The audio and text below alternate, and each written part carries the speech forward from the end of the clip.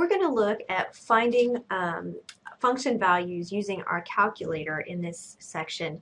And I want to caution you a couple of things with using your calculator. Whenever we're trying to find an angle value, if the angle is given to us in degree measurements, we have to remember that the mode of our calculator is set in degree mode. Okay, so if we're given a degree measurement, then our calculator needs to be looking for it in the degree mode. And furthermore, you just want to be sure that you remember that any time that we find a number or a value on the calculator for our trig functions, this is going to be an approximation. Okay, so let's get going. I want to first remind you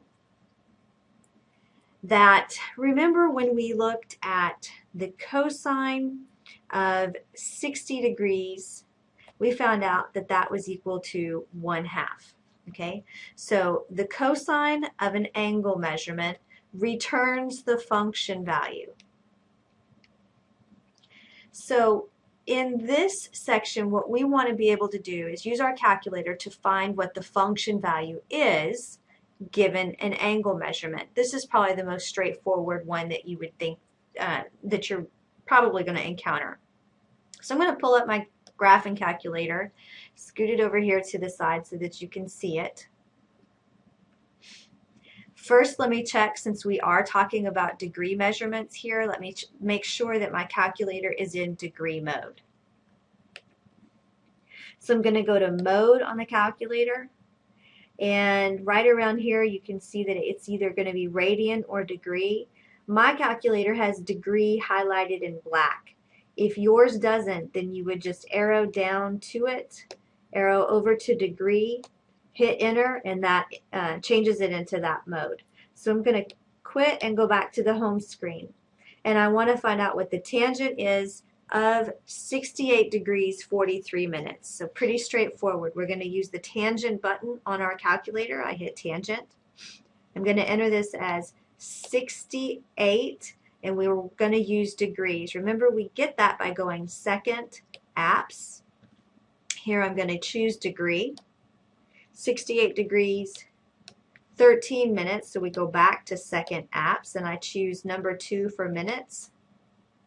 Close my parentheses. And if I wanted to return the value to 4 decimal places, this would be 2.5022. So we'll just drag that over there. Now let's practice that again for the next example. So I'll move my calculator over to the other side. This one says I want to find out what the cosine of 193.622 degrees is. So this is just plugging it into our calculator. 193.622, and it's going to return for me negative 0.9718. or 19 if you rounded it. Now, is that a logical answer for us? Does that value seem logical for us? I hope that you're going to say yes to this, and let's explain why that might be.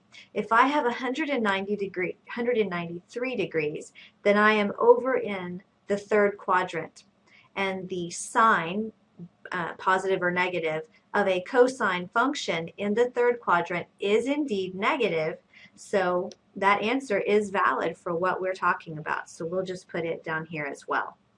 Well, now what if I want to use my calculator to find a function value for cosecant? If you notice here, the 3 buttons that I have, none of those are for cosecant.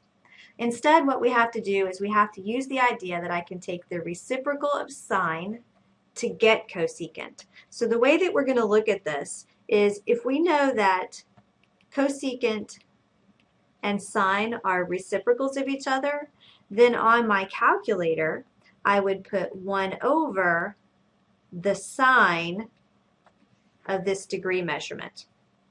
So we're going to do that on the calculator. We say 1 divided by the sine of 35.8471.